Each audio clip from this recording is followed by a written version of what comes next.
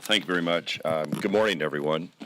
I appreciate you all being here because you play a really important role in getting facts out to our constituents and the American people about this virus. I held a town hall this weekend in Grants Pass, Oregon, where the COVID-19 coronavirus was the big issue in the town hall. I've talked to the Oregon Health Authority, met with Jackson County health officials as well. Our terrific public health folks are the front line to dealing with the coronavirus and other health outbreaks, I might add. It's important to remember that for Americans, the threat of this virus remains low. I understand there was a new case just announced, bringing to 106 the total people in the United States that are affected, and most of those were off that cruise ship in Japan. Look, I'm confident the U.S. government has the tools necessary to deal with this. We are blessed with an incredible array of scientists, the National Institutes of Health, CDC, and elsewhere that are on this. Last Congress, we modernized the Pandemic All Hazard Preparedness Act, PAPA, to set up the framework to deal precisely with this type of an outbreak. Congress acted, the President signed it into law last June, and it is in place. This accelerates advanced research, development, federal purchasing of medical countermeasures like treatments or vaccines, or standing up programs to expand the capacity of our health facilities. Congress has acted.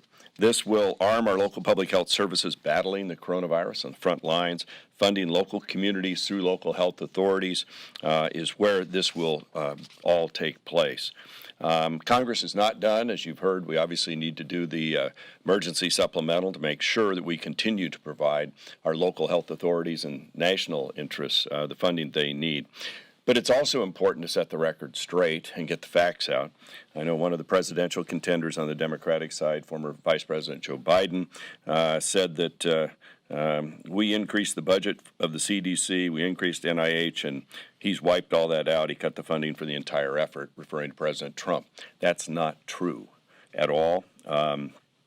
It's in line with saying you got arrested in South Africa, I guess. Maybe it was just a moment. But under President Trump, NIH has not seen their budget cuts. In fact, since 2017, just the opposites occurred. From 2017 to 2020, the CDC budget is up 10%. 10%.